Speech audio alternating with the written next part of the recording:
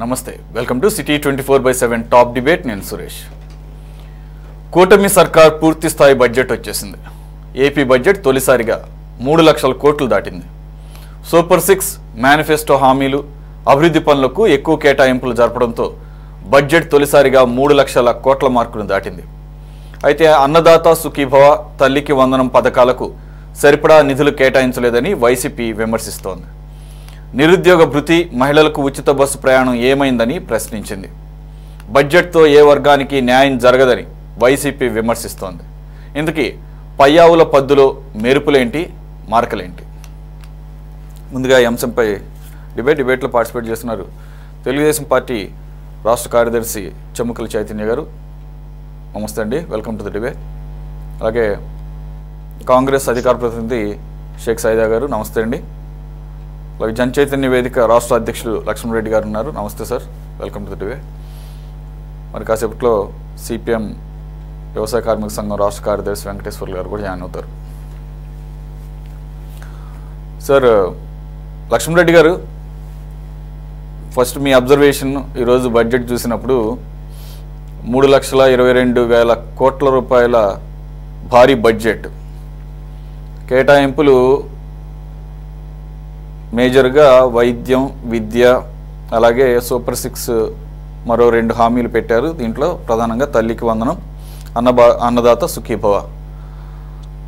అయితే ఆబ్వియస్గా విపక్షాలు చేస్తున్నటువంటి విమర్శ ఏంటంటే హామీలకు కేటాయించినటువంటి నిధులు పూర్తి స్థాయిలో సరిపోవవి, కాబట్టి కోతలకి ప్రభుత్వం సిద్ధపడుతోంది అని చెప్పేసి అంటున్నారు. ముఖ్యంగా తల్లికి వందనం, అలాగే అన్నదాత సుఖీభవకు సంబంధించి లబ్ధిదారులను గణనీయంగా తగ్గిస్తారు అని చెప్పేసి.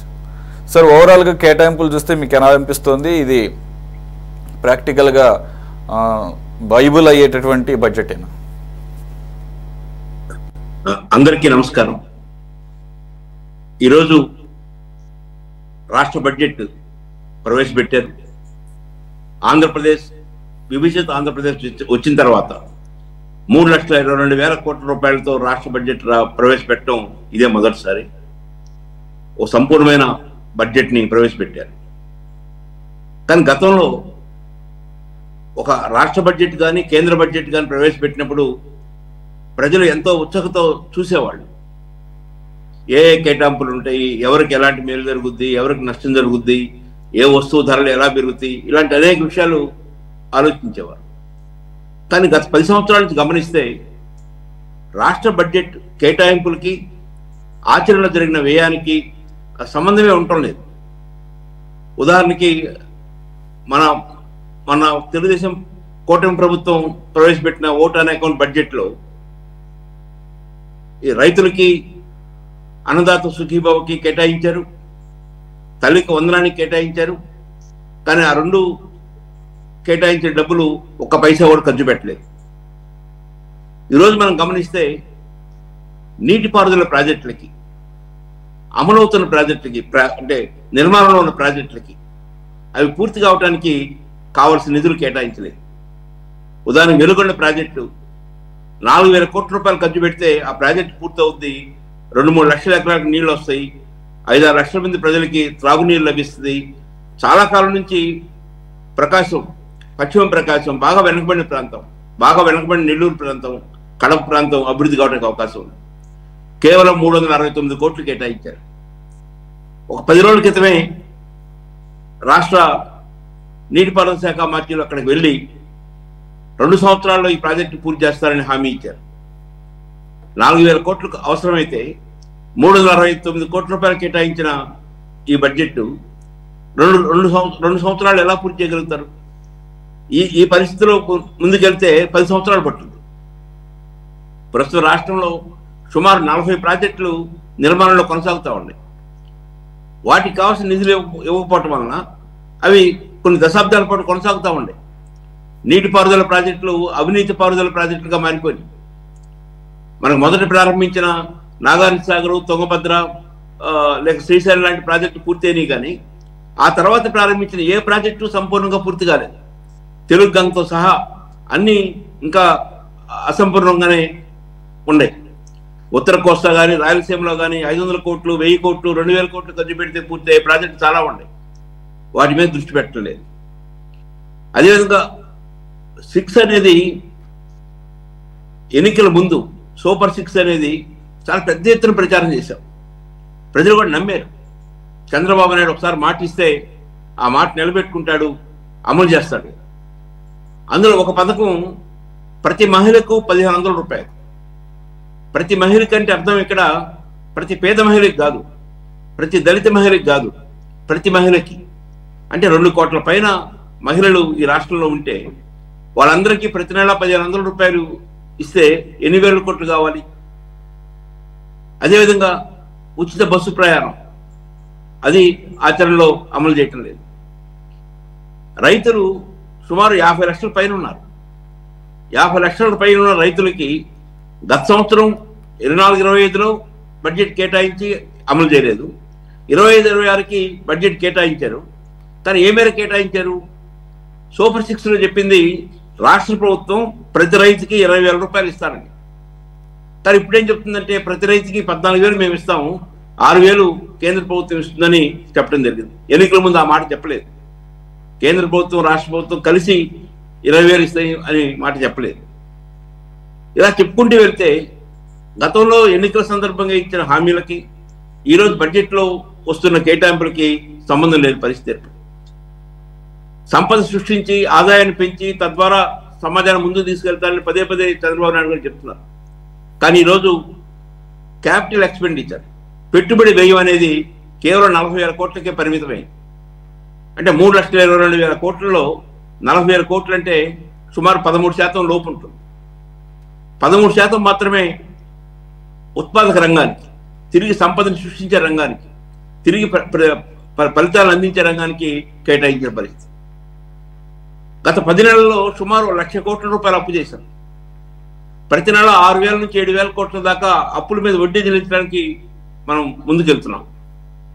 ఒక అప్పుల ఊబిలో కొనసాగుతూ ఉంది.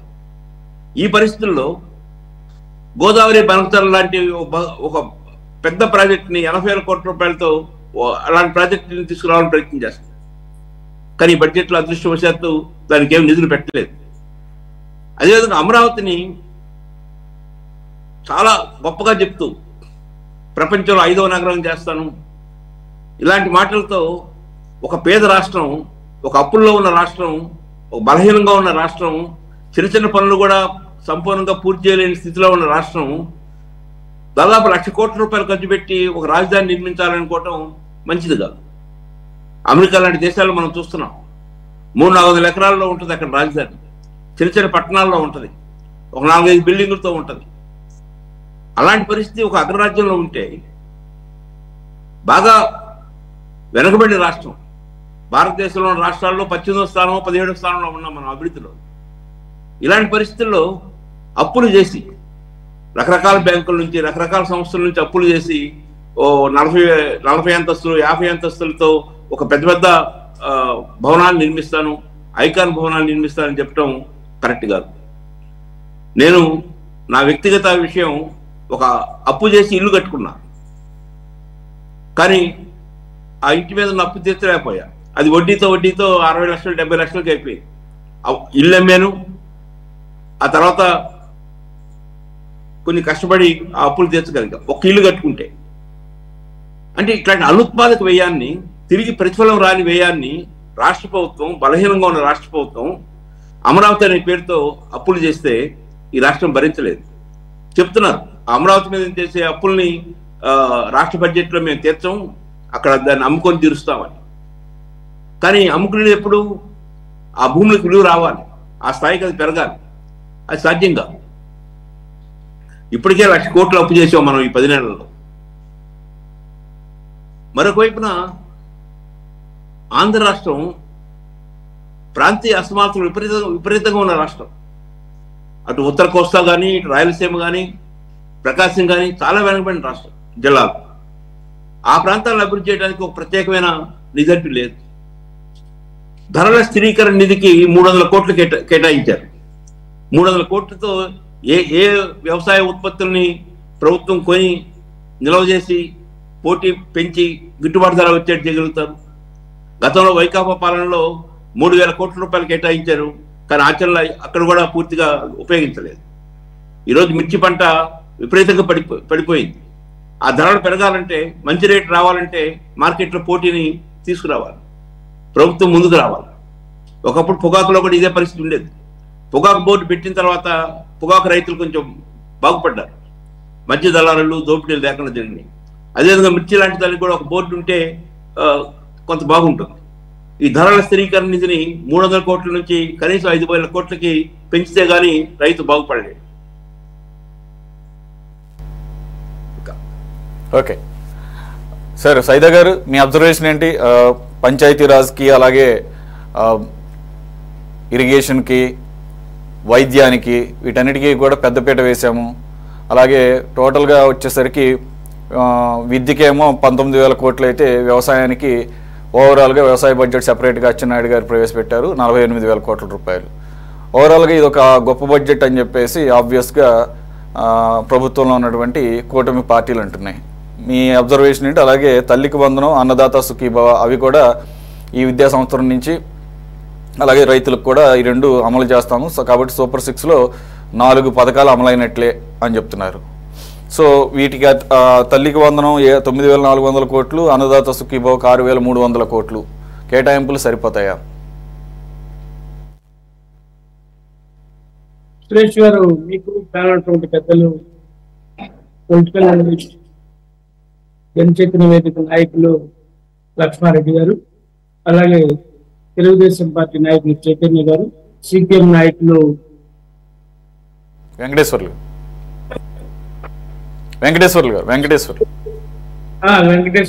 కామెడీ వెంకటేశ్వర్లు గారు, అలాగే సిటీ 24/7 వీక్షకులందరూ కూడా నమస్కారం. ఈరోజు రాష్ట్ర ప్రభుత్వం 9 నెలల తర్వాత అధికారంలోకి వచ్చిన తర్వాత ఓటర్ అకౌంట్ బడ్జెట్ తోటి వచ్చి ఇప్పుడు పూర్తి స్థాయిలో, అంటే గతంలో ఏ రాష్ట్ర ప్రభుత్వం కూడా ఏర్పాటు చేయని విధంగా ఒక భారీ బడ్జెట్ మనం చూసినట్లయితే 3,22,529 కోట్ల రూపాయలతోటి ఒక బడ్జెట్ ని ప్రవేశపెట్టి ఈరోజు రాష్ట్ర ఆర్థిక శాఖ మంత్రి పయ్యావుల కేశవ్ గారు ఒక చర్చకు చేరలేదు. వాస్తవంగా ఈరోజు లక్ష్మారెడ్డి గారు మాట్లాడినటువంటి మాటలన్నింటినీ కూడా నేను ఏకీభవిస్తాను అనే అభిప్రాయంతో నేను ఏకీభవిస్తాను. ఎందుకంటే ఈ 9 నెలల కాలంలో మనం చూసాం, దాదాపు 1,00,000 కోట్లు, దాదాపు 90,000 కోట్లు అప్పులిచ్చినట్టుగా మనకు తెలుస్తుంది. ఈరోజు మరి ముఖ్యమంత్రి గారు ఈ బడ్జెట్ ని తీసుకొచ్చాం అని చెప్పి ఆయన గొప్పగా చెప్పుకుంటా ఉన్నారు. ఆ పార్టీ నేతలు కూడా మాట్లాడారు.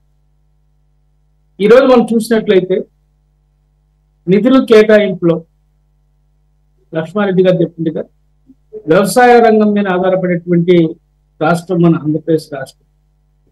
వ్యవసాయ రంగానికేమో అచ్చెన్నాయుడు గారేమో 48,340 కోట్లతో ఒక ప్రత్యేకమైన బడ్జెట్ ఆయన ప్రవేశపెట్టింది. తర్వాత నీటిపారుదల రంగానికి సంబంధించి మనం చూసినట్లయితే దాదాపు 1,800 కోట్లు మరి బడ్జెట్ లో కేటాయించినట్టుగా తెలుస్తాం. ఈరోజు పోలవరం ప్రాజెక్టుకి 6,000 కోట్లు, అదే అవి కూడా చెప్తున్నా, 6,000 కోట్లు పోలవరం ప్రాజెక్టుకి 6,000 కోట్లు, అలాగే ఇతర పథకాలకి ఖర్చులకు పోతే మొత్తం 11,000 కోట్లు ఏదో మరి కేటాయించినట్లుగా మనకు అర్థమవుతా ఉంది. దాదాపు మనం చూసినట్లయితే 40 ప్రాజెక్టులు ఆన్ గోయింగ్, అసంపూర్తిగా ఉన్నటువంటి పరిస్థితి మనం చూస్తున్నాం. ఆ రోజు రాజశేఖర రెడ్డి గారు జలయజ్ఞం ద్వారా తీసుకున్నటువంటి ప్రాజెక్టులు దాదాపు 36 అనుకుంటాను, అవి ఇంకా నిర్మాణ దశలో ఉన్నటువంటి పరిస్థితి మనం చూస్తాము. లక్ష్మారెడ్డి గారు ప్రకాశం జిల్లా చెందినటువంటి వ్యక్తి కాబట్టి వెలుగొండ ప్రాజెక్టు విషయంలో ఆయన అనేక సమావేశాలు నిర్వహించారు కాబట్టి ఆయనకి వెలుగొండ ప్రాజెక్టు మీద అవగాహన. మరి లక్ష్మారెడ్డి గారు చెప్పిన మాటల ప్రకారం చూస్తే మొన్నే నిమ్మల రామారెడ్డి గారు చెప్పారు 4,000 కోట్ల రూపాయలు అయితే వెలుగొండ ప్రాజెక్టు పూర్తి అయితే అని చెప్పారు. మేము ఈసారి 2 సంవత్సరాల్లో ప్రాజెక్టు పూర్తి చేస్తామని కూడా చెప్పాడు ఆ పెద్ద మనిషి. 2 సంవత్సరాల్లోనే ఆ ప్రాజెక్ట్ ని పూర్తి చేస్తామని చెప్పినటువంటి రామానాయుడు గారు ఈ బడ్జెట్ లో 369 కోట్లు కేటాయించి 2 సంవత్సరాలు ఎలా పూర్తి చేస్తారు? 4,000 కోట్లు కావాలా? నిర్వాసితులకి దాదాపు 880 కోట్ల రూపాయలు, అంటే దాదాపు 900 కోట్ల రూపాయలు నిర్వాసితులకు ఇవ్వాలా. ప్రాజెక్ట్ నిర్మాణానికి మరో 3000 కోట్లు కావాలా. మీరు 369 కోట్లు కేటాయించి ఎలుగున ప్రాజెక్ట్ ని ఎన్ని సంవత్సరాలు పూర్తి చేస్తారు? చంద్రబాబు గారే 1996లో దీనికి శంకుస్థాపన చేశాడు. దాదాపు 3 దశాబ్దాలు కావస్తున్నాను ఇప్పటికి. ఇంకా మరో 3 దశాబ్దాలు మరి ఎలుగుండ ప్రాజెక్ట్ ఇదే విధంగా మీరు చేస్తారా? సంవత్సరానికి 300 కోట్లు ఇచ్చుకుంటా పోతే ఇక ఇది ఎప్పుడు పూర్తి కావాలా? ఒకసారి అర్థం చేసుకోవాలని చెప్పి నేను కోరుతా ఉన్నాను. ఇది ఒక రకంగా పశ్చిమ ప్రకాశం జిల్లా, వెనుకబడ్డ ప్రకాశం జిల్లా ప్రజల్ని మోసం చేయడం అనేది నేను చాలా స్పష్టంగా చెప్తా ఉన్నాను. గతంలో మీరు కూడా చెప్పారు సంక్రాంతికి పూర్తి చేస్తా, ఉగాదికి పూర్తి చేస్తా అని చెప్పి గత 5 సంవత్సరాలు 2019 నుంచి మనం చూసినట్టు 24 దాకా చంద్రబాబు అట్లా చెప్పుకొచ్చాడు. జగన్మోహన్ రెడ్డి నేను రాజశేఖర రెడ్డి గారి వార్డుని నేను ప్రాజెక్టులు ఎమ్మటే నేను రాకుండా పూర్తి చేస్తా అని చెప్పి ఆయన జనవరి, ఫిబ్రవరి, మార్చి అంటూ ఆయన మాసాల పేర్లు చెప్పి మరి రాష్ట్ర ప్రజల్ని మోసం చేసినటువంటి పరిస్థితి మనం చూసాం. ఇప్పుడేమో చంద్రబాబు గారు మళ్ళీ అధికారంలోకి వచ్చారు, ఆయన మాట మీద నిలబడతారు, ఈ ప్రాజెక్టులు ఇస్తారని చెప్పి ప్రకాశం జిల్లా ప్రజలందరూ కూడా ఎదురు చూస్తే తీరా 369 కోట్లు కేటాయించడం అంటే ఇది ఏమనుకోవాలో అర్థం కానటువంటి పరిస్థితి. ప్రకాశం జిల్లా ప్రజలందరూ కూడా అయోమయంలో ఉన్నటువంటి పరిస్థితి. ఇదొక విషయం. తర్వాత మనం చూసినట్లయితే రైతు పక్షపాతం చెప్పినటువంటి ప్రభుత్వం ధరల స్థిరీకరణ నిధికి ముష్టి 300 కోట్లు కేటాయిస్తే రైతులు ఏ విధంగా తమ ఉత్పత్తుల్ని అమ్ముకోవాలా? 300 కోట్ల రూపాయలతో ఏమైంది? 5,000 కోట్ల రూపాయల ధరల స్థిరీకరణ నిధికి కేటాయిస్తే తప్ప రైతులను ఆదుకునే పరిస్థితి లేదు. గత ప్రభుత్వం చూసాం, మరి ధరల స్థిరీకరణ నిధులతోటి మరి రైతులకి మేలు చేశారో లేదో తెలియదు, కానీ దాదాపు 3,000 కోట్ల రూపాయలు గత ప్రభుత్వం బడ్జెట్ లో మరి ధరల స్థిరీకరణ నిధులు కేటాయించిన విషయాన్ని కూడా ఈ సందర్భంగా నేను గుర్తు చేస్తాను సురేష్ గారు. ఎందుకంటే రైతుల్ని ఈ విధంగా మీరు వంచుకుంటా పోతే మీరు రైతులకు ఏం మేలు చేస్తారని చెప్పి నేను అడుగుతా ఉన్నాను. అలాగే మనం చూసినట్లయితే సూపర్ 6 పథకాలకు సంబంధించి సూపర్ 6 పథకాల్లో మీరు మనం చూసినట్లయితే 1,65,00,000 మంది దాకా మరి ఈరోజు గ్యాస్ కనెక్షన్స్ ఉన్నాయి ఈ రాష్ట్రంలో. మీరు ఇచ్చినటువంటి నిధులతోటి మరి ఎంతమందికి మీరు కేటాయిస్తారు? అన్ని కోతలకు చూసుకుంటా పోతే మీరు ఇచ్చే నిధులతోటి అవి మాత్రం సరిపోతాయి. ఈ రోజు తల్లికి వందనం కార్యక్రమం ఇప్పటికే 1 ఇయర్ ఎడ్యుకేషన్ ఇయర్ అయిపోయింది. మళ్ళా రేపు మే నెల నుంచి మళ్ళీ నేను ఇస్తా అని చెప్పి మీరు చెప్తా ఉన్నారు. మరి దాదాపు 80 లక్షల మంది విద్యార్థులు మరి విద్యను అభ్యసిస్తా ఉన్నారు. వాళ్ళకి మీరు ఇచ్చేటువంటి నిధులతోటి మరి 900 కోట్లు కేటాయిస్తే మిగతా విద్యార్థుల పరిస్థితి ఏంటి? దాదాపు 1,200 కోట్ల రూపాయల పైగా విద్యార్థులకి తల్లి వందనం స్కీమ్ అవసరం అవుతాయి. అంటే మీరు కూడా ఇక్కడ ఏదో ఒక పొగిడి పెట్టి విద్యార్థులకి మరి ఈ స్కీమ్ వర్తింపకుండా చేయాలన్నటువంటి ఆలోచనతో మీరు చేస్తా ఉన్నారా? అలాగే మనం చూసినట్లయితే మహిళలకు ఉచిత బస్సు సౌకర్యం కల్పిస్తామని చెప్పారు. మీరు 3 లక్షల కోట్ల బడ్జెట్ లో 340 కోట్లు మరి యొక్క బస్సు సౌకర్యాన్ని కల్పించలేదంటే ఇంకేమనాలి మిమ్మల్ని? ఈరోజు మహిళా తల్లులందరూ కూడా ఎన్నో ఆశలు పెట్టుకున్నారు. మీ ప్రభుత్వం ఉగాదికి ఉచిత బస్సు సౌకర్యం ఇస్తామని చెప్పి గొప్ప మాటలు చెప్పారు. ఇంకా ఉగాది ఇంకా 28 రోజులు 29 రోజులు ఉగాది ఉంది. ఈ నెల 30వ తారీఖు ఉగాది పండుగ. ఆ రోజు మీరు ఉచిత బస్సు మహిళలకు కల్పిస్తామని చెప్పి ఆశతో ఉన్నారు. ఈ రోజు తీరా చూస్తే మీరు ఉచిత బస్సు సౌకర్యానికి సంబంధించినటువంటి బడ్జెట్ కేటాయింపులు ఎక్కడా లేనటువంటి పరిస్థితి. నిన్న మొన్న మరి మీ మంత్రులు కూడా నివేదిక ఇచ్చారు. కర్ణాటక రాష్ట్రం వెళ్ళి పరిశీలించి ఉచిత బస్సు సౌకర్యానికి సంబంధించి వాళ్ళు అక్కడ ఏ విధంగా ఉచిత బస్సు సౌకర్యాన్ని ఇంప్లిమెంట్ చేస్తా ఉన్నారు, ఎన్ని కొత్త బస్సులు కొన్నారు, ఎంతమంది డ్రైవర్లు పనిచేస్తా ఉన్నారు, వాళ్ళకి జీత భత్యాలేంటి, దాని మీద ఒక సమీకరమైనటువంటి ఒక నివేదిక కూడా ఇచ్చినటువంటి పరిస్థితి మనం చూస్తాం. ఏమండి లెట్ టీడీపీ రెస్పాండ్. మీరు రైజ్ చేసినటువంటి ఆ కన్సర్న్స్ అన్నిటిని చైతన్య గారు. నమస్కారం అండి. ప్యానెల్ లో చాలా పెద్ద నాయకులతో సీనియర్ నాయకత్వాలతో కూడా ఉన్నారు.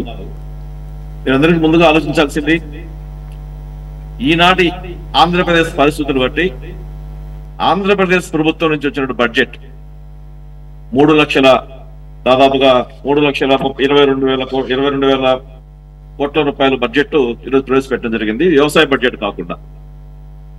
అయితే కాంగ్రెస్ పార్టీ నాయకులు చెప్పుకొచ్చారు ఇది సరైన విధానం కాదు అని.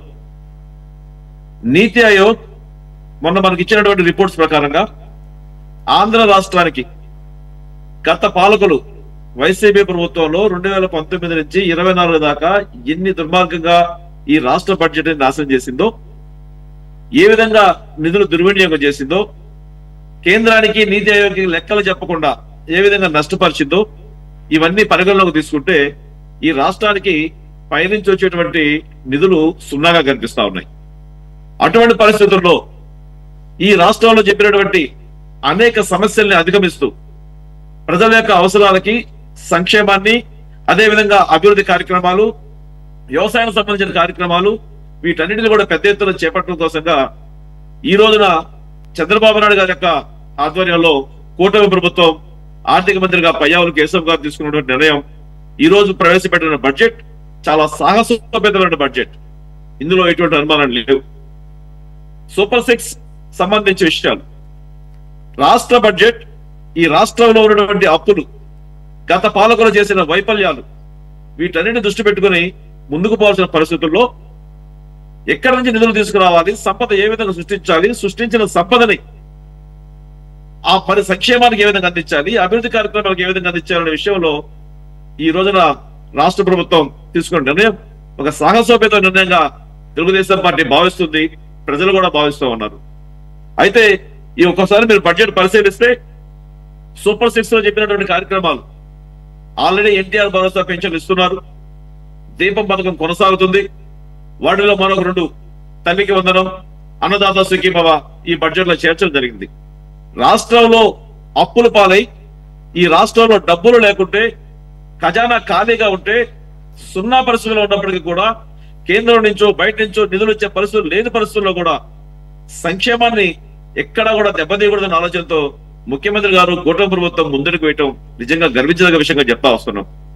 మరి గత పాలకులు మూలధన వ్యయం ఖర్చు చేసే విషయంలో 2019 వరకు అప్పటి తెలుగుదేశం ప్రభుత్వం విభజిత ఆంధ్రప్రదేశ్ లో 59% మూలధన వ్యయాన్ని ఖర్చు చేశారు.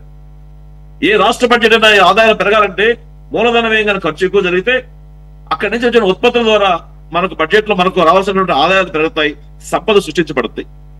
అయితే 2019 నుంచి 24 వరకు కేవలం 22% మాత్రమే మూలధన వ్యయం ఖర్చు జరిగింది. అప్పుడు ఈ రాష్ట్రంలో సంపద ఎంత దారుణంగా పడిపోయిందన్న విషయాన్ని ప్యానల్ బోర్డు సభ్యులు ఒకసారి గమనించాలి. 60% మూలధన వ్యయం ఖర్చు చేయలేకపోయిన పక్షంలో ఈ రాష్ట్రంలో సంపద సృష్టించడం పోగొట్టుకోగా ఈ రాష్ట్రానికి సంబంధించినటువంటి అనేక విషయాల్లో బయట నుంచి తీసుకొచ్చుకున్న అంశాలు కూడా మనం కోల్పోయిన పరిస్థితి ఏర్పడింది. కేంద్రం నుంచి 94 పథకాలు ఈ రాష్ట్రంలో గత పాలకుల వైఫల్యాల వల్ల ఆగిపోవడం జరిగింది. మరి ఈ రోజున 8 నెలల కాలంలో కేంద్రానికి చెల్లింపులు చేసిన తర్వాత ఈ రోజున మళ్ళీ 74 కొత్త కేంద్ర ప్రభుత్వం సంబంధించిన పథకాలు తిరిగి కొనసాగడం జరుగుతా ఉంది.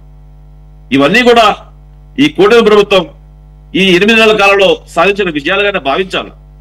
మరి అదేవిధంగా చూసుకుంటూ పోతే ఈ బడ్జెట్ లో బీసీ కార్పొరేషన్ కి బీసీల అభ్యర్థి కోసంగా 47,000 కోట్లు, ఎస్సీల అభ్యర్థి కోసంగా 20,000 కోట్లు, ఎస్టీల కోసంగా 8,000 కోట్లు, మైనార్టీ సంక్షేమానికి 5,000 కోట్లు, అదేవిధంగా ఈడబ్ల్యూఎస్ 10,000 కోట్లు, వ్యవసాయానికి సంబంధించిన ఖర్చులు, గత పాలకులు ఆపేసినటువంటి బిల్లులు, కరెంటు కోసంగా కేవలం 16,000 కోట్లు.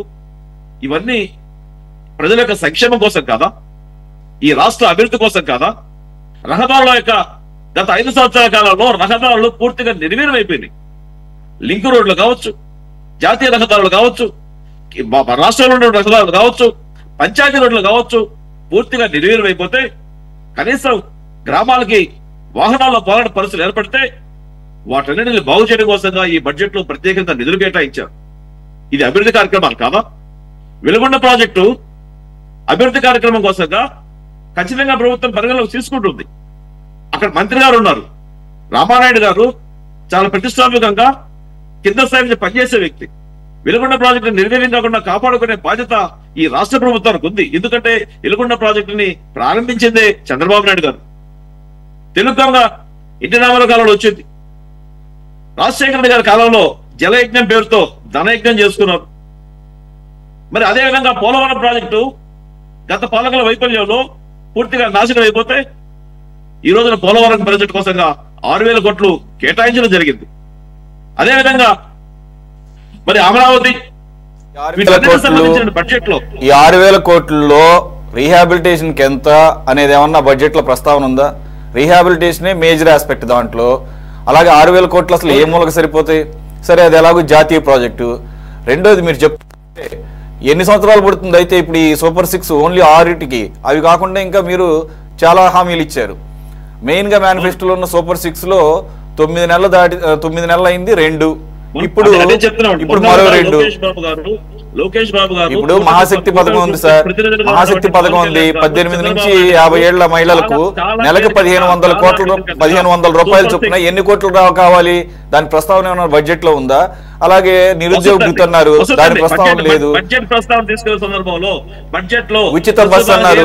ఇంపార్టెంట్ అంశాలు ఉన్నాయో వాటిని ప్రతిపాదించుకుంటున్నారు.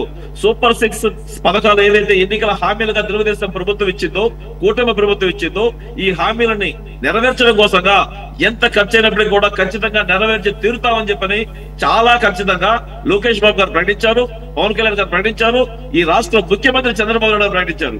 ఇటువంటి పరిస్థితుల్లో జరుగుతున్నటువంటి పరిణామాలు, ఈ రాష్ట్ర ఆర్థిక పరిస్థితులు, ఈ రాష్ట్రాల్లో ఏర్పడినటువంటి ఒడిదుడుకులు, వీటన్నిటిని తట్టుకున్న పరిస్థితుల్లో ఒకటొకటిగా పూర్తి చేసుకుంటూ పోతా ఉన్నారు. ఇప్పటికే 4 పథకాలు పూర్తి కావడం జరిగింది. మరో 2 పథకాలు ఉన్నాయి. ఈ 2 పథకాలు నిరుద్యోగ భృతి కావచ్చు, ఆడపిల్లలకి ఇచ్చేటువంటి మహిళలకు ఇచ్చేటువంటి ఆర్థిక సహాయాలు కావచ్చు, ఖచ్చితంగా రాబోయే కాలంలోనే చాలా తొందరగా క్లియర్ చేస్తామని చెప్పని, అమలు చేస్తామని చెప్పని క్లియర్ గా చెప్పినటువంటి ప్రభుత్వం కూటమి ప్రభుత్వం. అదేవిధంగా ఈ డిఎస్సి ఏదైతే ఇస్తామని చెప్పన్నారో, డిఎస్సి రాగానే డిఎస్సి ఫైల్ చేసి అంచనా పెట్టే ప్రభుత్వం కూటమి ప్రభుత్వం. ఈ రోజున డిఎస్సి కోసం ప్రత్యేకంగా నిధులు కేటాయించడం జరిగింది. రాష్ట్రంలో రేపు విద్యార్థులు తరగతి గదుల్లో అడుగు పెట్టాలని ముందే కొత్తగా విద్యార్థుల్ని, కొత్తగా ఉపాధ్యాయుల్ని అందజేస్తామని చెప్పని హామీ ఇచ్చిన ప్రభుత్వం కూటమి ప్రభుత్వం. దానికి కావాల్సిన అడుగులు వేస్తా ఉన్నారు. జరుగుతున్న పరిణామాలు చాలా కింద ప్యానల్ కూడా పెద్దలందరికీ తెలుసు. గత పాలకుల వైఫల్యాలు, ఈ రాష్ట్రం వచ్చిన నిధుల్ని, కేంద్రం నుంచి నిధుల్ని, ఈ రాష్ట్రానికి కావాల్సినటువంటి అనేక రకాలైనటువంటి సదుపాయాలని తాకట్టు పెట్టి ఈ రాష్ట్ర వ్యవస్థను నిర్వీర్యం చేసి అడ్డగోలుగా ఈ రాష్ట్రాన్ని నాశనం చేస్తే కాపాడుకోవాల్సిన బాధ్యత మళ్ళా చంద్రబాబు నాయుడు పైన కూటమి ప్రభుత్వం మీద పడింది. ఇటువంటి పరిస్థితుల్లో ఈ రాష్ట్రం యొక్క ఆర్థిక మూలాలని మరింతగా అభివృద్ధి పరుచుకుంటూ, సంపద సృష్టించుకుంటూ, ఎక్కడి నుంచి నిధులు వస్తే వాటి గొడుసు పట్టుకొని తీసుకొచ్చుకొని చాలా జాగ్రత్తగా ఈ రాష్ట్రాన్ని అభివృద్ధి పరచాల్సిన పరిస్థితులు ఏర్పడ్డాయి. అదే సందర్భంలో సంక్షేమాన్ని అందించిన పరిస్థితి వచ్చింది. సంక్షేమాన్ని అందిస్తూ, అభివృద్ధి కొనసాగిస్తూ, రావాల్సిన నిధులు కేటాయించుకుంటూ, సంపద సృష్టించుకుంటూ ఇంత పెద్ద టాస్క్ లో మరో 3 లక్షల కోట్ల రూపాయల బడ్జెట్ ప్రవేశపెట్టడం అనేది దేశ చరిత్రలోనే ఒక సాహసోపేత నిర్ణయంగా మేము భావిస్తా ఉన్నాం.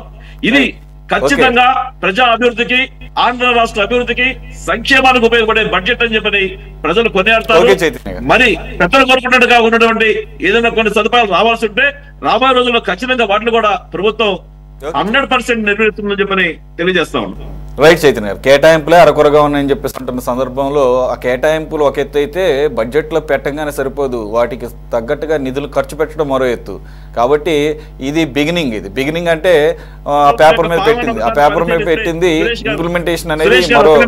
సురేష్ గారు, గతంలో ఉన్నటువంటి తెలుగుదేశం పాలన ఒకసారి పరిశీలిస్తే, చంద్రబాబు నాయుడు గారి యొక్క కార్యదక్షతను పరిశీలిస్తే, ఎవరు కూడా బడ్జెట్ లో నిలబడిన నిధులని ఖచ్చితంగా సక్రమంగా నిర్వహించి తీరుతారని చెప్పి కూటమి ప్రభుత్వం ఒప్పుకోక తప్పదు.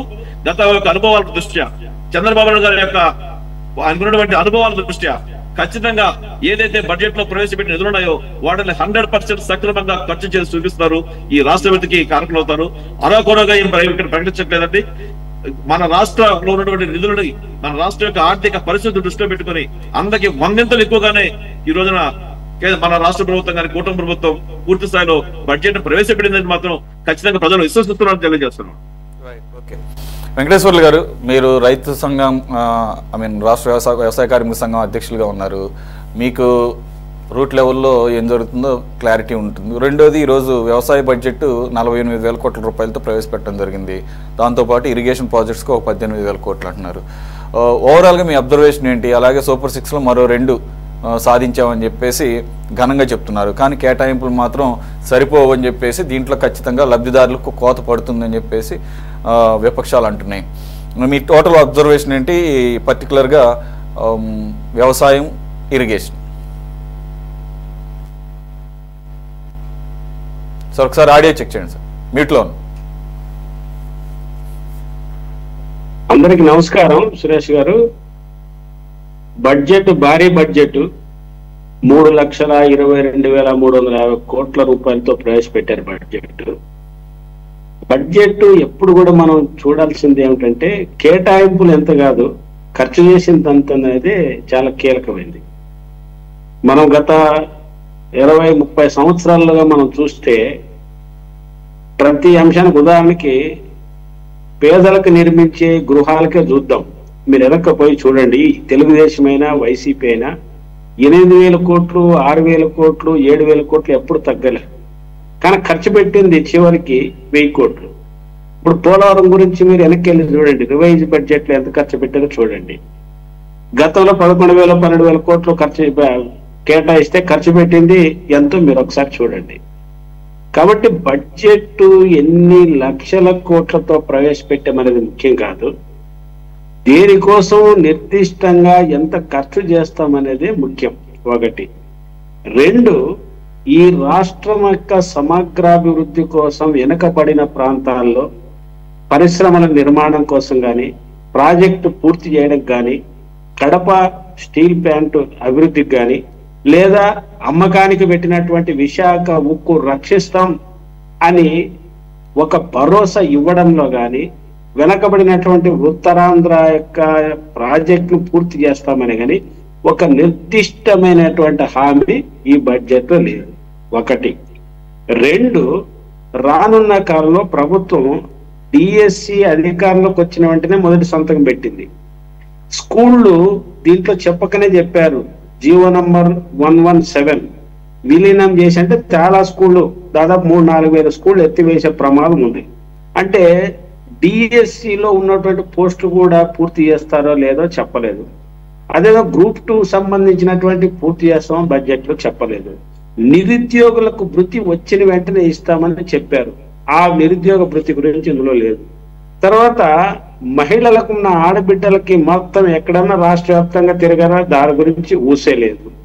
వీటన్నిటి ఒక ఎత్తు అయితే, ఈ రాష్ట్రానికి జీవనాడిగా ఉన్నటువంటి పోలవరంకి ఇప్పుడు మీరు ఏం చెప్తున్నారంటే, తెలుగుదేశం నాయకులైనా అక్కడ ఉన్న ప్యానల్లో ఉన్న వాళ్ళు ఆలోచించాల్సింది ఏమంటే, ఈ బడ్జెట్ మీరు రాష్ట్రంలో సంబంధించినటువంటి ఆదాయ వనరులుగానే మీరు అనుకుంటున్నట్టున్నారు అని నాకు అర్థమవుతుంది.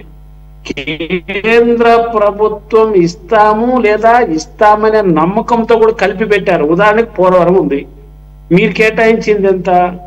మీరేం చెప్తున్నారు, సెంట్రల్ గవర్నమెంట్ 14,500 కోట్లు కేటాయించింది కదా, 18,000 కోట్లు అవుతుంది కదా అని చెప్తున్నారు. అది వచ్చింది లేదు, ఇస్తుందా లేదు, పోలవరం నిర్వాసితులకి మాకు సంబంధం లేదని చెప్తుంది. మరి మీరు కేటాయించినటువంటి ఈ బడ్జెట్ లో నిర్వాసితులకి ఎంత, డయాఫ్రమ్ వాళ్ళకి ఎంత, కాలువలు తవ్వడానికి ఎంత, ఏం నిర్దిష్టంగా లేకుండా గుండె గుర్తు చెప్పడం వల్ల దీనివల్ల ఉపయోగం లేదు. అందుకోసమే రాష్ట్ర ప్రభుత్వం 3,22,000 కోట్లు బడ్జెట్ ప్రవేశపెట్టిందంటే, రాబడి మీరు చూస్తే ఎక్కడి నుంచి రాబడి వస్తుంది? ఫిజికల్ డెఫిసిట్, రెవెన్యూ డెఫిసిట్ 1,000 కోట్ల రూపాయలు చూపించారు. మీరు ఎట్లా, దేని ద్వారా రాబడతారు? ఎవరైనా మూడు అంశాల ద్వారా రాబడతారు. ఒకటి, ప్రభుత్వానికి వచ్చే రెవెన్యూ, అంటే ప్రజల నుంచి వచ్చే ఆదాయాల నుంచి ఒకటి. రెండు, అది సాలకపోతే ప్రజల మీద భారాలు మోపడం. అది కాకపోతే ప్రభుత్వ ఆస్తులు అమ్మడం. అది కాకపోతే ఇంకా ప్రపంచ బ్యాంక్ దగ్గరకు, కేంద్ర ప్రభుత్వం దగ్గరికి వెళ్ళాలి. మరి రాబడి మీరు దాదాపు 80,000 కోట్ల రెవెన్యూ డెఫిసిట్ ని ఎలా పూడుస్తారని మీరు చెప్పలేదు. దీన్ని బట్టి అర్థమవుతుంది ఏమంటే, కరెంటు ఛార్జీలు రానున్న కాలంలో 18,000 కోట్లు పెంచుతారు. వివిధ రకాల పేరు మీద, ఇంటి పన్నుల పేరు మీద, రిజిస్ట్రేషన్ పన్నుల పేరు మీద, ఎక్సైజ్ పేరు మీద మరిన్ని భారాలు వేయడానికి మీరు సిద్ధం కాబోతున్నారు. ఇవి నిర్దిష్టంగా చెప్పుకోకుండా మనం మాట్లాడడం వల్ల ఈ రోజు కాకపోయినా రేపైనా ప్రజలకి తెలుస్తుంది. ఇవన్నీ చెప్పకుండా బడ్జెట్ ఘనంగా కేటాయింపులు అని చెప్పారు. ఇప్పుడు మన రాష్ట్రంలో రైతులు పండించిన పంటకు, మిర్చికి, ధాన్యానికి గిట్టుబాటు లేదని నిన్న గుంటూరులో మిర్చి రైతులు, అంతకుముందు నెల్లూరులో ధాన్యం రైతులు, రాష్ట్ర వ్యాప్తంగా పెద్ద ఎత్తున ఆందోళన చేస్తున్నారు. రైతులు అప్పుల పాలు ఆత్మహత్యలు చేసుకున్నారు. ఏది రైతు భరోసా? ఎప్పుడు ఇస్తారు మీరు రైతు భరోసా? ధరల స్థిరీకరణ నిధి పెద్ద ఎత్తున పెంచుతామని చెప్పారు. ఏంటి స్థిరీకరణ నిధి? ఇప్పుడు మీరేం చెప్తున్నారంటే, ఎంత చక్కగా మేము ప్రభుత్వం ప్రకటించినటువంటి మద్దతు ధర అమ్మకం ధర రెండింటికి మధ్యన ఎంత గ్యాప్ వస్తే అంత మేము ఇస్తామని చెప్తున్నారు. ఇది సరైన పద్ధతే? మిర్చి ఎకరా పెట్టుబడి 1,50,000 అవుతుంది. కానీ ఈరోజు గుంటూరులో మిర్చి కొనే దిక్కు లేదు. అది ప్రభుత్వం బాధ్యత కాదా? మన ఏదో ప్రతిపక్ష నాయకుడు సిపిఎం పార్టీ నాయకులు కూడా గొడవ చేస్తే వెంటనే సీఎం గారు మీటింగ్ వేసి మేము కొనుగోలు చేస్తామని చెప్పారు. ఇవి కాదు కదా, కేంద్ర ప్రభుత్వానికి చెప్తామని చెప్పారు. ఏమిటి మీ నిర్దిష్టత? అదేవిధంగా ఉపాధి హామీ చట్టం అనేది అది వ్యవసాయ కార్మికులు వలసలు నివారించడానికి, అన్నం పెట్టడానికి వచ్చినటువంటి చట్టం. మీరు 6,000 కోట్ల రూపాయలు ఉపాధి హామీ కేటాయించామన్నారు. ఇంత అబద్ధాలు చెప్తే ఎట్లా? అది మీ డబ్బు కాదు, అది సెంట్రల్ గవర్నమెంట్ది. కానీ ఆ డబ్బును కూడా వ్యవసాయానికి అనుసంధానం చేస్తామని చెప్పారు. ఏమిటి వ్యవసాయానికి అనుసంధానం చేయాలంటే, ఉపాధి హామీ వచ్చింది, గ్రామంలో తిండి లేని పేదలు కడుపు కూటు కోసం వలసలు పోయే వాళ్ళని పనులు నివారించి పని కల్పించడానికి వచ్చినటువంటి చట్టం అది.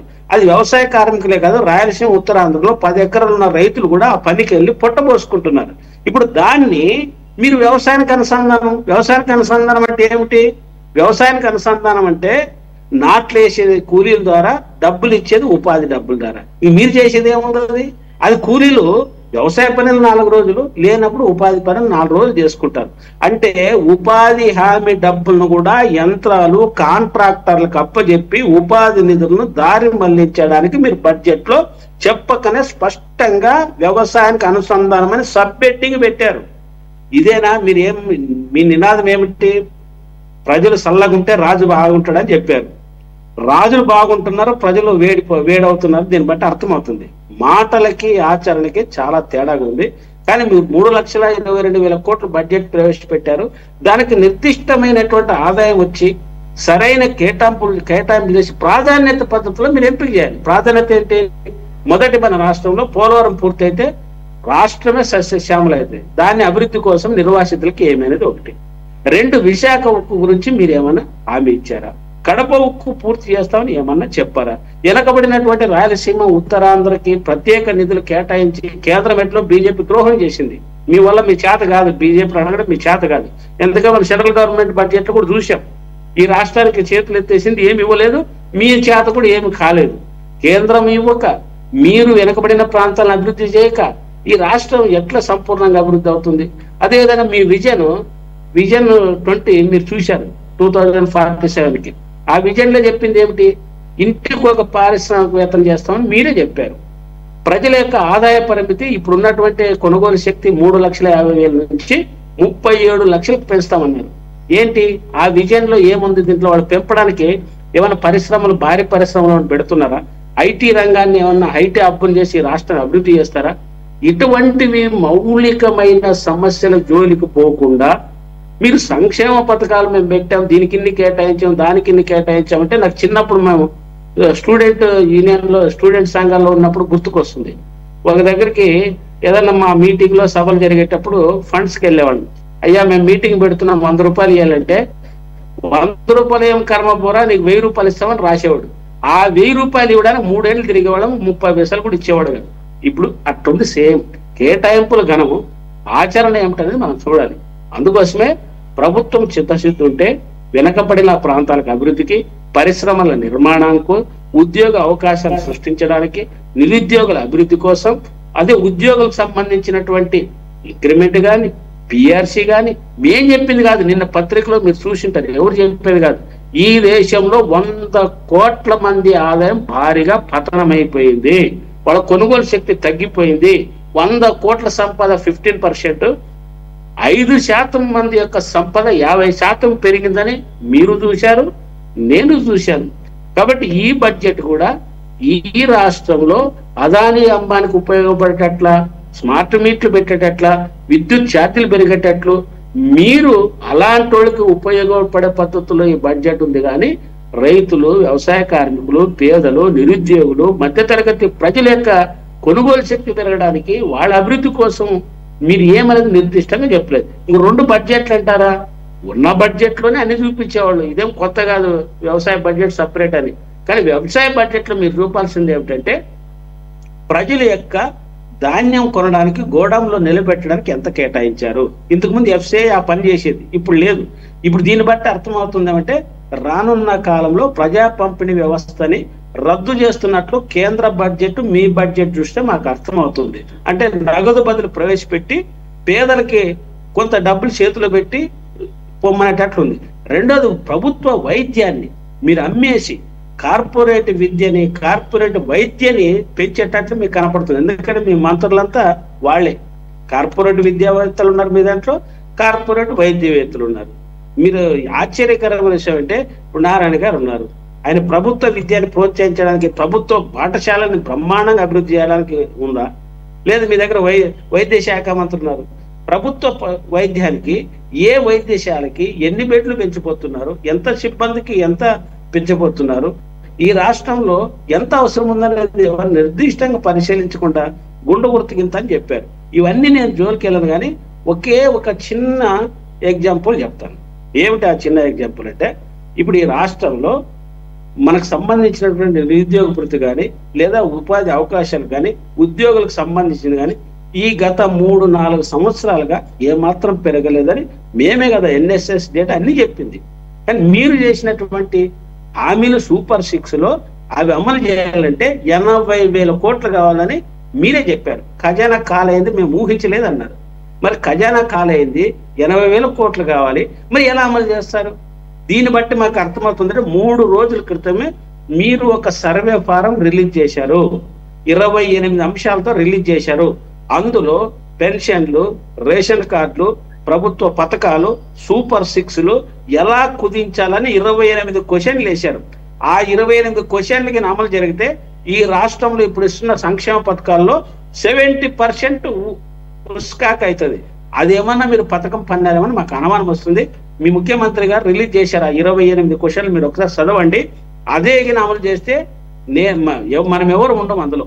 కాబట్టి బడ్జెట్ ఘనం, ఆచరణ ఎలా ఉంటుందో చూడాలి. పరిశ్రమల అభివృద్ధి కోసం, ఉపాధి అవకాశాల కోసం పెంచాలనేది మా విజ్ఞప్తి. సురేష్ గారు, పెద్దలు కమ్యూనిస్ట్ పార్టీ నాయకులు, చాలా అనుభవం ఉన్న వాళ్ళు, చాలా సీనియర్ నాయకత్వం, వాళ్ళకి చాలా అవగాహన ఉంది, మేము కాదన్నదాన్ని యాక్సెప్ట్ చేస్తాం. అయితే వీరు చెప్తున్నట్టుగా ఇంకా పారిశ్రామిక అభివృద్ధి కారణం కావచ్చు, లేకపోతే మిగతా అంశాలు, వ్యవసాయ గ్రామీణ ఉపాధి హామీని వ్యవసాయానికి ఎలా ముడేస్తున్నారు, ఈ రాష్ట్రంలో వీళ్ళు చేసిన కొత్త పరిశ్రమలు ఏంటి, ఇవి మాట్లాడుతున్నారు. కనీసం కేటాయింపులు ఏ విధంగా కేటాయించారంటారు? బడ్జెట్ లో పలాంటి పథకాలకి ఇన్ని వేల కోట్ల రూపాయలు కేటాయించామని చెప్పిన తర్వాత దాన్ని వివరిస్తూ ఇంకొక నోట్ కూడా ఉంటుందండి. ఖచ్చితంగా కేటాయింపుల్లో దేనికి ఎంతెంత కేటాయించామన్నది చాలా క్లియర్ కట్ గా ఒక బుక్ రిలీజ్ చేస్తారు. ఆ బుక్ లో ఉంటాయి. అవన్నీ విపులీకరించి దాన్ని కేంద్రీకరించకుండా బడ్జెట్ లో చెప్పరు. 100% ఖర్చు చేస్తారు. పారిశ్రామిక అభివృద్ధి సార్ ఏనండి, పారిశ్రామిక అభివృద్ధి విషయంలో కూడా గతంలో చంద్రబాబు నాయుడు గారు విజన్ 2020 అని చెప్పినప్పుడు ఏమవుతుందని చెప్పన్నారు. ఈ రోజున హైదరాబాద్ కేవలం చంద్రబాబు నాయుడు గారి యొక్క దూరదృష్టితో విజన్ 2020తో వచ్చినటువంటి ఐటీ విప్లవం ద్వారానే కొన్ని వేల మంది, లక్షల మంది రోజున అక్కడ బతుకుతా ఉన్నారు. దాని ద్వారా ఆర్థికంగా అభివృద్ధికి వచ్చింది. ఆంధ్రప్రదేశ్ వచ్చి విభజిత ఆంధ్రప్రదేశ్ వచ్చిన తర్వాత కంటిన్యూస్ గా తెలుగుదేశం ప్రభుత్వం కొనసాగి ఉండుంటే గత ప్రభుత్వంలో ఏ విధమైన ఐటీ కంపెనీలు రావడం ఆగిపోయినావు, ఒక రాజధాని లేకుండా పారిశ్రామిక కావాల్సినటువంటి కార్పొరేట్ సెక్టర్ కావాల్సినటువంటి వస్తువులు ఏర్పాటు చేయలేకపోయావు. కార్పొరేట్ కంపెనీలు రాలా. కమ్యూనిస్టులు కార్పొరేట్ కంపెనీలకు వ్యతిరేకమా, కార్పొరేటీకరణకు వ్యతిరేకం అనేది ఒక క్వశ్చన్ మార్క్ మిగిలిపోతా వస్తా ఉంది. మరి ఇంకో గ్రామీణ ఉపాధి హామీ విషయాల గురించి మాట్లాడుతూ వచ్చారు. వ్యవసాయానికి గ్రామీణ ఉపాధి హామీకి ఇవి రెండు జోడిస్తున్నారు చెప్పండి. ఖచ్చితంగా అవి రెండు ఇంటర్లింక్ గానే ఉన్నాయండి. వ్యవసాయానికి గ్రామీణ ఉపాధి హామీ పథకంలో కాలువలు దోతారు, పొలం గట్లేస్తారు, పెద్ద పెద్ద ఇరిగేషన్ సంబంధించినటువంటి కట్టినటువంటి కల్వర్టుల్లో కూడా గ్రామీణ ఎన్ఆర్జీఎస్ కింద సపరేట్ కోటా ఇస్తారు. సో ఈ వ్యవసాయానికి సంబంధించిన అభివృద్ధి కార్యక్రమాలు అన్నింటిలో కూడా ఎన్ఆర్జీఎస్ ని ఇంప్లిమెంట్ చేసుకుంటూనే ముందుకు వస్తారు. ఎన్ఆర్జీఎస్ నిధులు సార్ వినండి సార్, ఎన్ఆర్జీఎస్ నిధులు గత ప్రభుత్వం సరిగ్గా ఉపయోగించుకోలేకపోయారు. చంద్రబాబు నాయుడు గారికి ఎన్ఆర్జీఎస్ నిధులు ఏది ఉపయోగించుకోవాలని చాలా క్లియర్ గా తెలుసు కాబట్టి ఉపయోగించుకుంటారు. మరి మన స్టీల్ ప్లాంట్ గురించి ఎక్కువ వచ్చారు. స్టీల్ ప్లాంట్ విషయంలో కేంద్ర ప్రభుత్వం నుంచి చాలా క్లియర్ కట్ గా ఒక హామీ తీసుకొని వచ్చారు. దాన్ని ప్రైవేటైజేషన్ చేసేది లేదు, ఎటువంటి పరిస్థితులు అభివృద్ధి పరుస్తామని చెప్పని దానికి ప్రత్యేకంగా నిధులు కేటాయిస్తారని కూడా కేంద్ర ప్రభుత్వం హామీ ఇచ్చిన తర్వాత ఆ హామీ తీసుకురావడంలో కూటమి ప్రభుత్వం ఒక్క నిమిషం వెంకటేశ్వర గారు ఆయన ఒక క్లారిటీ అడుగుతున్నారు. Please sir. రెండు క్లారిటీని అడుగుతాం. ఒకటి, స్టీల్ ప్లాంట్ కి మీ లోకేష్ గారు మేము వచ్చిన వెంటనే 10,000 కోట్లు ఇచ్చి దాన్ని మెరుగుపరచడానికి దాన్ని బయటకు పడేస్తాం లోటు నుంచి అని చెప్పిన మాట వాస్తవమా కాదా? ఇప్పుడు మీరు ఈ బడ్జెట్ లో స్టీల్ ప్లాంట్ కోసం ఏదైనా బయట వేయడానికి ఏమైనా చేశారా? ఒకటి, వ్యవసాయానికి అనుసంధానం అంటే ఏమిటంటే కేంద్ర మంత్రి గారు నేరుగా వైజాగ్ వచ్చి స్టీల్ ఫ్యాక్టరీని ఉపాధి హామీని వ్యవసాయానికి అనుసంధానం అంటే మీకు అర్థం కాదనే పెద్ద పదం నేను మాట్లాడను, కానీ అనుసంధానం అంటే అది కాదు. ఇప్పటికే మన మిహిర్ షా కమిటీ దేశవ్యాప్తంగా పర్యటించి 28 రకాల పనులు ఉపాధి హామీ ద్వారా జరుగుతున్నాయి. మీరు చెప్పినటువంటి కాలువ గట్లు వేయడము, చెరువులు తవ్వడము, మట్టి వేయడము, తోట వేయడము, జంగిల్ క్లియరెన్స్ ఇవన్నీ జరుగుతున్నాయి. మేము అది జరపాలని కోరుతున్నాం. కానీ వ్యవసాయానికి అనుసంధానం అంటే అది కాదు బ్రదర్, మీరు అర్థం చేసుకోండి. అనుసంధానం అంటే ఏమంటే ఇప్పుడు కూలీలు చేసే పనిలో యంత్రాలతో చేపిస్తారు, యంత్రాలతో అభివృద్ధి చేపిస్తారు. ఆ యంత్రాలకు ఇచ్చే డబ్బులు, కూలీలకు ఇచ్చే డబ్బులు యంత్రాలకు పెడతారు. రెండో అంశం, వ్యవసాయ పనులు ఉన్నప్పుడు కూలీలు వ్యవసాయ పనులు చేస్తారు, లేనప్పుడు ఉపాధి పనికి పోతారు. ఇప్పుడు మీరు అనుసంధానం అంటే ఏమంటే ఉపాధి హామీ సంబంధించిన కూలీలు నాట్లు, కోతలు, కలుపులు పని చేస్తే ఆ ఉపాధి డబ్బులు ద్వారా కూలీలకు ఇస్తారు, యజమానుల ద్వారా కాదు. అంటే ఈ యజమానులు ఎవరు? భూస్వాములు, ల్యాండ్ ఆఫ్ సెంటరీ ల్యాండ్ లార్డ్స్. అంటే వాళ్ళు ఎక్కడో హైదరాబాద్, బెంగళూరు, బాంబేలో ఉన్నటువంటి భూస్వాముల పొలాల్లో ఎవరు పని చేసుకుంటే వాళ్ళ డబ్బులు, యజమానుల డబ్బులు కాకుండా ఉపాధి డబ్బులు ఇస్తారు. అంటే ఉపాధి హామీ కూలీల డబ్బుల్ని భూస్వాములకి, పెత్తందారులకి, యంత్రాలకి, కాంట్రాక్టర్లకి కట్టబెట్టడమే అనుసంధానము. మీకు అర్థం కావడానికి ఈ మాట చెప్తున్నాను. మీకు కావాలంటే తెలుసుకోండి అనుసంధానం అంటే ఏమిటో తెలుసుకోండి. అనుసంధానం మీ ఆలోచన, మా ఆలోచన విధానంలో కేంద్ర పార్లమెంట్ లో జరిగిన చర్చ, కేంద్ర పార్లమెంట్ లో జరిగింది చర్చ ఇది అనుసంధానం మీద. నేను ఊరికనే చెప్పట్లే, నేను కూడా ఆల్ ఇండియాలో యూపీఏ ఉన్నప్పుడు అందులో నేను వన్ ఆఫ్ ది మెంబర్ని. సార్ మీ అనుభవాన్ని లేకపోతే మీకు ఆలోచన రహితంగా మీరు మాట్లాడుతున్నారు మేము అనట్లేదు. ఖచ్చితంగా కమ్యూనిస్ట్ ఉద్యమాల్లో మీరు చాలా ముందున్నారు, వ్యవసాయ సంబంధించిన ఉద్యమాల్లో మీరు ముందున్నారు, పోరాడాల్సిన చరిత్ర కమ్యూనిస్టులకు ఉంటుంది, దాని మీద కాదనటంలా. అయితే జరుగుతున్న పారిశ్రామిక విప్లవాన్ని, జరుగుతున్నటువంటి కార్పొరేటీకరణ విధానంలో కూలీలు కావచ్చు, సామాన్య ప్రజానికరణ కావచ్చు, వీళ్ళు కూడా భాగస్వామ్యం అందిస్తున్న విధానంలో కొన్ని మార్పులని మనం అంగీకరించాల్సిన పరిస్థితులు వస్తున్నాయి. ప్రపంచం మొత్తం పారిశ్రామిక విధానాలు ముందుకు పోతా ఉంది, విప్లవాత్మక నిర్ణయాలు ముందుకు వస్తున్నాయి. ఈ విషయాల్లో మీరు కోరుకుంటున్న విధంగా కూడా కూలీలకు, సాధారణ ప్రజానికాలకు ఇబ్బంది కలగకుండా అనుసంధాన విషయాల్లో యంత్రీకరణ చేయాల్సిన పరిస్థితులు కూడా వచ్చాయి. దానికి కొన్ని మార్పులు చేసుకోకపోతే ఖచ్చితంగా మరింత మనం వెనకబడే పరిస్థితులు వస్తున్నాయి. ఇటువంటి సందర్భాల్లో కొత్త గొప్ప మార్పులు ఉండొచ్చు. అంత మాత్రాన వ్యవసాయ విధానాల్లో కానీ, ఎన్ఆర్జీ సంబంధించిన విషయాలను కానీ పెద్ద పెద్ద భూస్వాములకు దారాదత్తం చేసే పరిస్థితులు ఈ ప్రభుత్వాలు లేవని మాత్రం ఖచ్చితంగా చెప్తున్నాం. ఎక్కడైనా తప్పులు జరుగుంటే వాటిని మళ్ళీ పునఃసమీక్షించుకుంటాం, వాటిని ప్రశ్నించండి కాదను. కానీ ప్రభుత్వం యొక్క ఉద్దేశం వ్యవసాయ అనుసంధాన విధానంలో భూస్వాములకు, కార్పొరేట్ సంస్థలకు, పెద్ద పెద్ద కాంట్రాక్టర్లకు నిధులు దోచిపెట్టాలన్న ఆలోచన ఈ కూటమి ప్రభుత్వానికి లేదని మాత్రం ఖచ్చితంగా తెలియజేస్తున్నాం అండి. సురేష్ గారు, ఇప్పుడు విచిత్రమైన విషయం ఏంటంటే తెలుగుదేశం పార్టీ సోదరుడు చైతన్య మేమేదో రైతులందరికీ వరగదీసి పెడుతున్నాం, మా పార్టీ చాలా గొప్పది, బడ్జెట్ లో బ్రహ్మాండంగా ఇచ్చామని చెప్పి ఆయన గొప్పలు చెప్తాం. ఇది కరెక్ట్ గా మనం ఒకసారి చూసినట్లయితే ఈ రోజు స్వచ్ఛ ఆంధ్రప్రదేశ్ కి 800 కోట్లు కేటాయించాం, కేవలం చెత్తేసి ఎత్తేసి కానీ. రైతులకు ధరల స్థిరీకరణ ఇచ్చిందంత కేవలం ముష్టి 300 కోట్లు. దీన్ని బట్టి అర్థమవుతా ఉంది మీ పరిపాలనా విధానం. ఎందుకంటే మేము చెప్పాల్సిన అవసరం లేదు, రైతులు ఆత్మహత్యలు చేసుకుంటా ఉన్నారు.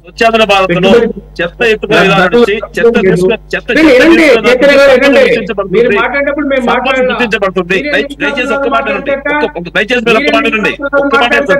మీరు కూడా మేము చెప్పేది ఎంత దుర్మార్గంగా ఉందంటే రైతులు ఆత్మహత్యలు చేసుకుంటా ఉన్నారు. మిర్చి రైతుల పరిస్థితి మనం చూస్తా ఉన్నాం. టమోటా రైతులు ఈ రోజు రోడ్ల మీద పారేస్తా ఉన్నారు, కేజీ 2 రూపాయలు కొనే దిక్కు కూడా లేనటువంటి పరిస్థితి. ఇలాంటి పరిస్థితుల్లో రైతుల్ని ఆదుకోవాల్సినటువంటి ప్రభుత్వం ఈ యొక్క స్వచ్ఛ ఆంధ్రప్రదేశ్ అని ఇందాక పట్టాభి కూడా చెప్పాడు, సో దీనికి సంబంధించి 802 కోట్ల రూపాయలు మాకు కేటాయించింది ప్రభుత్వం, దేశంలో ఎక్కడ లేదని చెప్పి ఆయన కూడా గొప్పగా చెప్పుకుంటా ఉన్నారు. ఈ చెత్తేసేటువంటి ఈ పథకానికే ఈ కోట్లు కేటాయించి రైతులకి ముష్టి 300 కోట్లు ఇస్తే దీని అర్థం ఏమనుకోవాలి? ఎప్పుడు మీరు ఈ ప్రాజెక్టు చేస్తారు? రైతాంగాన్ని ఎప్పుడు మీరు ఆదుకుంటారు? దుర్మార్గం లేదు. మీరు సైదా గారు ఒక్క నిమిషం, సైదా గారు మనకి ఎక్కువ సమయం లేదు, మనకి మరో అంశం కూడా ఉంది.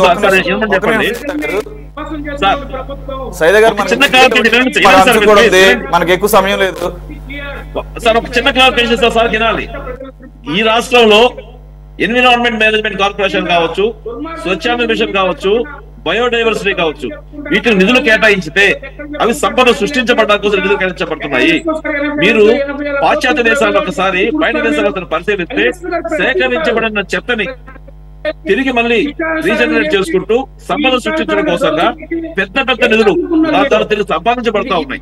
కారణం నిన్న దాకా మీరు చూడండి, మన జరిగిన ప్రపంచ దేశాల్లో జరిగినటువంటి ఒక స్పోర్ట్స్ కి ఈ వేస్ట్ నుంచి సేకరించబడినటువంటి దాంట్లో గోల్డ్ మెడల్స్ తయారు చేశారు. దాని ద్వారా 3000 కోట్ల రూపాయలు ఆదాయం వచ్చింది.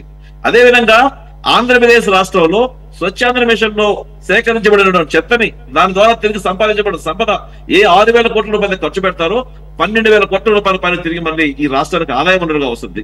అదే విధంగా ఎన్విరాన్మెంట్ మేనేజ్మెంట్ కార్పొరేషన్ నుంచి ప్రతి ఒక్క సంస్థ నుంచి ఏదైతే ఈ రాష్ట్రంలో రిజిస్టర్ కాబడినటువంటి సంస్థలు ఉన్నాయో వాటిల్లో వచ్చేటువంటి వేస్ట్ ని రీసైక్లింగ్ చేస్తూ ఆ రీసైక్లింగ్ చేసిన ద్వారా వాటిని మళ్ళీ తిరిగి మళ్ళీ అమ్ముతూ అక్కడ మళ్ళీ సంపద సృష్టించుకుంటూ ఏదైతే మనం ఖర్చు పెడుతున్నామో దానికి అంతకంత సంపద మనం కొనసాగుతుంది. ఈ రోజు ప్రపంచంలో జరుగుతున్న అతిపెద్ద వ్యాపారం చెత్త నుంచి సంపదను క్రియేట్ చేయటం. దానికి ఉపయోగించడం కోసంగా ఒక 6,000 కోట్లు ఖర్చు పెడతారు, 10,000 కోట్లు ఖర్చు పెట్టాక సరే తిరిగి 20,000 కోట్ల రూపాయలుగా ఈ రాష్ట్రానికి సంపద సృష్టించబడతాయి. అందుకోసం వాటిని ఖర్చు పెడుతున్నారండి. పెద్దలు తెలియకపోవచ్చు. సంపద సృష్టి కేంద్రాలు మేము చూసాం. గత తెలుగుదేశం ప్రభుత్వం 5 సంవత్సరాల కాలంలో సంపద సృష్టి పేరుతోటి గ్రామ పంచాయతీల్లో, మున్సిపాలిటీల్లో, ఆ యొక్క సిటీ అవుట్స్కట్స్ పరిధిలో సంపద కేంద్రాల సృష్టి అనే పేరుతోటి పెట్టి కొన్ని కోట్ల రూపాయల ప్రజాధనాన్ని దుర్వినియోగం చేశారు. ఆ తొట్లు కట్టారు, దాని కారణం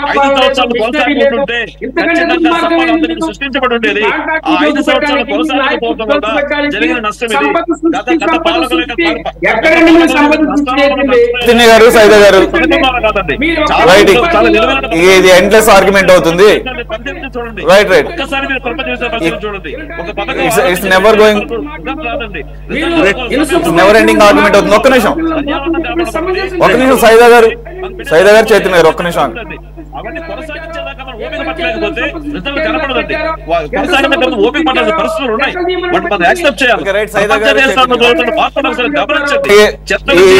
ఇది నెవర్ ఎండింగ్ ఆర్గ్యుమెంట్ అవుతుంది. ఒక్క నిమిషం, మనకు సమయం అంత ఎక్కువ లేదు, మరో అంశంలో కూడా మనం చర్చ చేయాలి. ఒక్క నిమిషం. లక్ష్మణరెడ్డి గారు ప్లీజ్ కంక్లూడ్. ఎన్నికల ముందు చంద్రబాబు నాయుడు గారు ఇచ్చిన హామీలు చూస్తే, ఉదాహరణకి వాలంటీర్ల వేతనం 5,000 నుంచి 10,000 చేస్తారని చెప్పటం, చివరికి వాలంటీర్లు తీసేయటం, ప్రతి మహిళకి 1,500 రూపాయలు ప్రతి నెల ఇస్తారంటాం. ప్రతి మహిళ అంటే అక్కడ అర్థం ప్రతి దళిత మహిళ, ప్రతి పేద మహిళ కాదు, మహిళగా ఉన్న ప్రతి ఒక్కరికి 18 సంవత్సరాల నుంచి 59 సంవత్సరాల వయసు ఉన్న వాళ్ళందరికీ 1,500 ఇస్తారంట. ప్రతి నిరుద్యోగికి 3,000 ఇస్తారంటాం. 20 లక్షల మంది ఉపాధి కల్పిస్తారంటాం. ఆచరణలో ఇవేవి అమలు కావని ఆయనకి తెలుసు, మనకి తెలుసు. కానీ ఈరోజు ఏం చెప్తున్నారు? రాష్ట్ర ఆర్థిక పరిస్థితి బాగలేదు, రాష్ట్రం దివాళా తీస్తుంది, అప్పుల పైన ఉన్నాయి, అందువల్ల మేము చేయలేకపోతున్నామని చెప్తున్నారు. 40 సంవత్సరాల అనుభవం ఉన్న ముఖ్యమంత్రి చంద్రబాబు నాయుడు గారికి ఆనాడు ఈ హామీలు ఇచ్చేటప్పుడు రాష్ట్ర ఆర్థిక పరిస్థితి తెలీదా? జగన్మోహన్ రెడ్డి పరిపాలన తెలీదా? ఆనాడు ఉన్న అప్పుల సంగతి తెలీదా?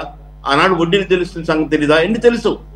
ఎలాగైనా గెలవాలి, ఏ హామీ ఇచ్చైనా గెలవాలి అనే పట్టుదలతో గెలిపే లక్ష్యంగా విపరీతమైన హామీలు ఇచ్చారు. కానీ ఈరోజు బడ్జెట్లో ఆ హామీలకి అనుగుణంగా కేటాయింపులు లేవు, ఆ ఆలోచనలు లేవు. ఈరోజు మొత్తం నీటిపారుదల ప్రాజెక్టు చూస్తే అవన్నీ అవినీతి పారుదల ప్రాజెక్టుగా మారిపోయింది.